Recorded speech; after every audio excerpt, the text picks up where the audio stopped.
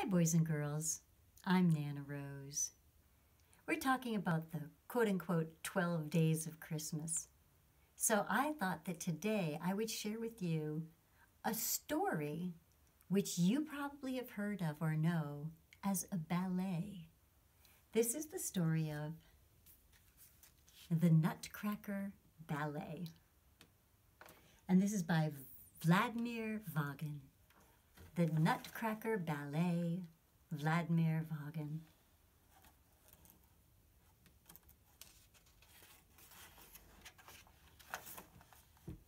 For the enchanting girl Emma and the two lovely sisters, Lucy and Ava.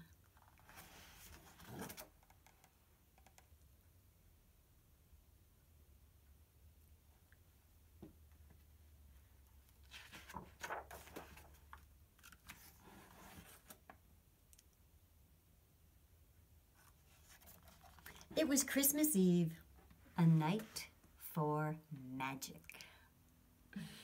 Anything could happen. Clara and her brother Fritz waited outside the door to the parlor. Their cousins crowded around. Would they catch a glimpse of the presents? Of the tree?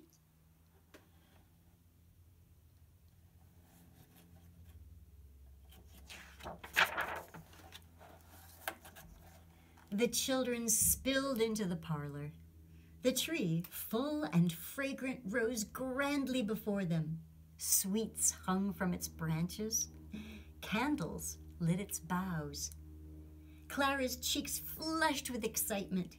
She ran to greet her godfather, Herr Drosselmeyer. He was an inventor and always brought the most unusual gifts, toys unlike any the children had seen.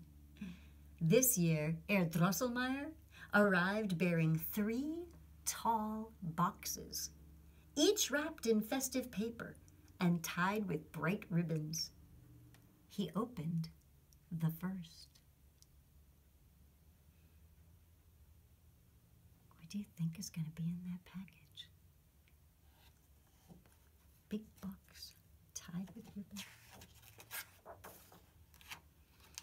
In the box was a soldier, outfitted in full regimental dress. When the soldier was wound, he saluted smartly and clicked his heels. Harlequin and Columbine stepped out of the next boxes. The 2 clowns tumbled into somersaults, then dove into handsprings. They topped it all with a sprightly jig.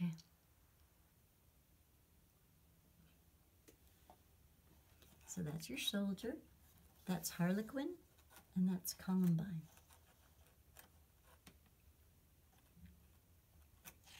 Harlequin always is dressed in clothing that has that diamond pattern on it.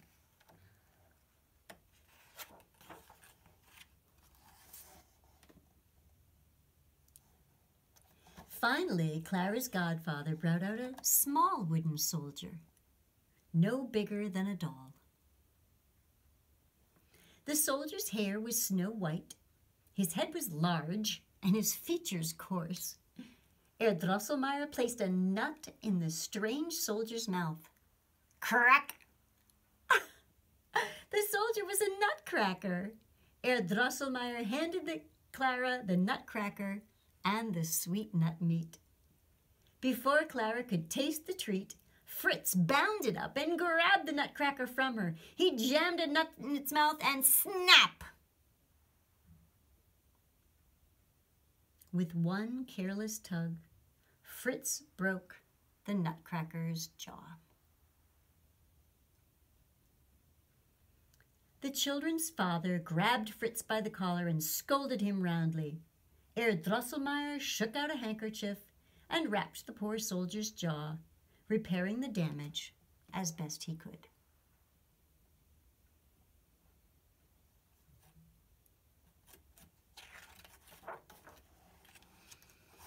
That night, after the party, when the others had long since retired to bed, Clara crept back to the parlor and cradled the wounded soldier in her arms. The hours drifted toward midnight. As Clara sunk sleepily onto the sofa, Herr Drosselmeyer stepped from the shadows. He eased the Nutcracker from the little girl's grasp. With a turn here and a twist there, he mended the soldier's jaw.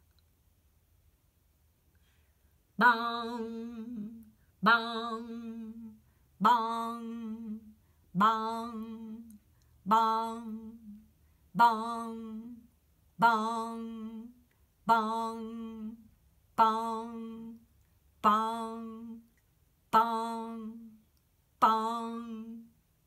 The clock struck 12. Clara started. Was that Herr Drosselmeyer on top of the grandfather clock? And what was that scampering sound? Clara hid behind the safety of the sofa.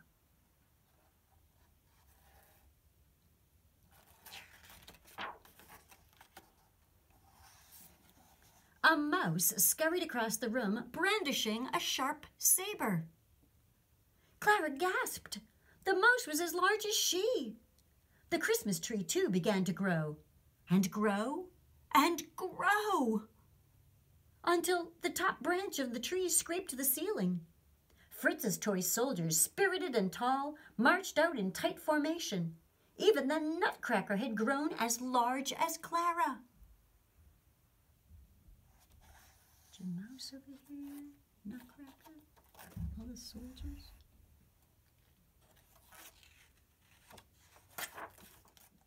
Just then, an army of mice charged across the room, attacking the toys. They were led by the Mouse King, a leering, frightful creature with 7 heads. 1, 2, 3, 4, 5, 6, 7. The toy soldiers fought valiantly, but they were vastly outnumbered.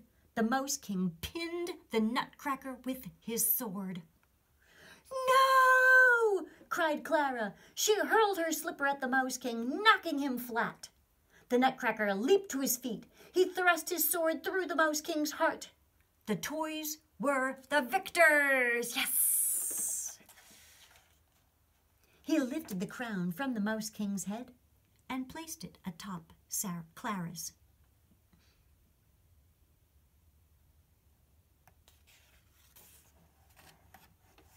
As the Nutcracker crowned Clara, the walls of the parlor dissolved into the night. Clara found herself standing at the foot of a snow-swept hill. White stars glistened in the blue-black sky. Snowflakes fell as softly as blossoms. Before Clara's eyes, the Nutcracker shed his awkward wooden figure and turned into a handsome prince. He tossed back his cape and bowed deeply before her. Clara glanced down. Whew! She was now dressed in a gown of rich brocade, the gown of a princess. Was this a dream or enchantment? The prince took Clara by the hand. He led her to the edge of the ice-bright shore.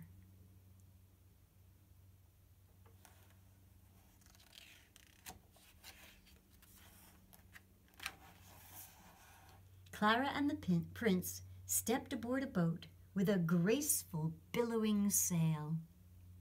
The boat floated up a river of nectar and honey. It passed trees hung with peppermint drops and arrived at a palace studded with glazed, sugary spires.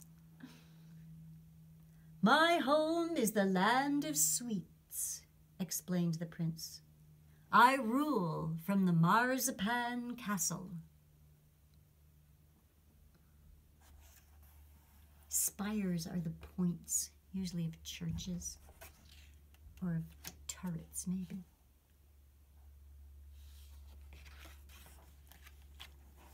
At the gates of the castle, Clara and the prince were met by the sugar plum fairy and the delicate angels who attended her. "Welcome home," the fairy greeted the prince. Then the prince told the tale of his battle with the Mouse King and introduced his friend. Clara was brave in battle, he said. She struck down the Mouse King and saved my life.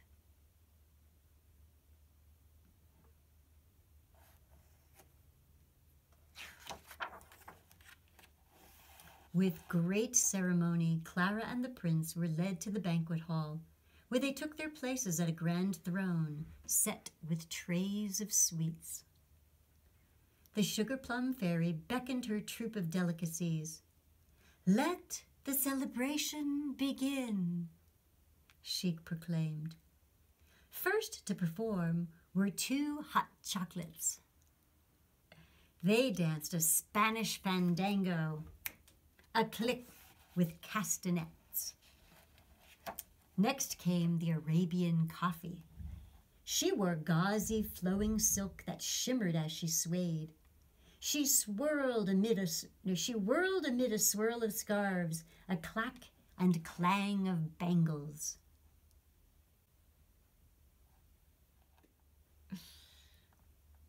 The Chinese tea dancers fluttered their fans. High-stepping Russians kicked up their heels, crisp as candy canes. Mother Ginger rustled in next, wearing an enormous hoop skirt.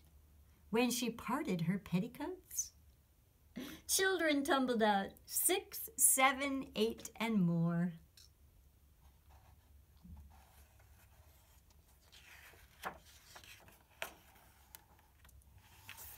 Then came the flowers, ablaze with color. Their petals were sugared in bright garden hues, orchid pink and marigold yellow, poppy red and wisteria blue. The flowers were touched by a drop of dew. As each was watered, it sprang to its toes and joined the others. Together they danced the waltz of the flowers.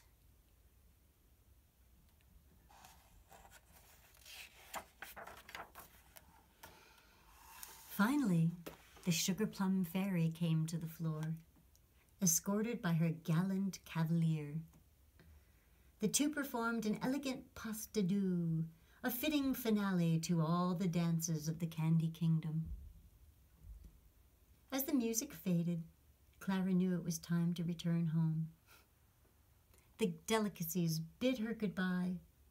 Last to step forward was the Nutcracker Prince. Clara did not want to leave her friend. "I'll never be far away," the prince reassured her. He promised Clara that they would see each other again one day.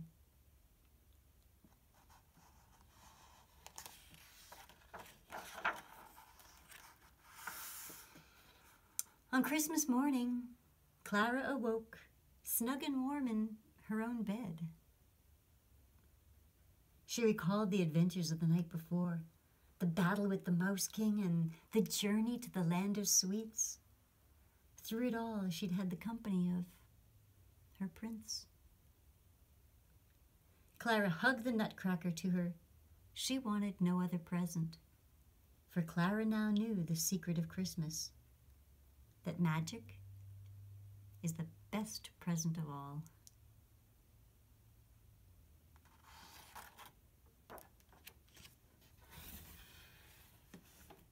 And that's the storybook version of the Nutcracker, better known as a ballet.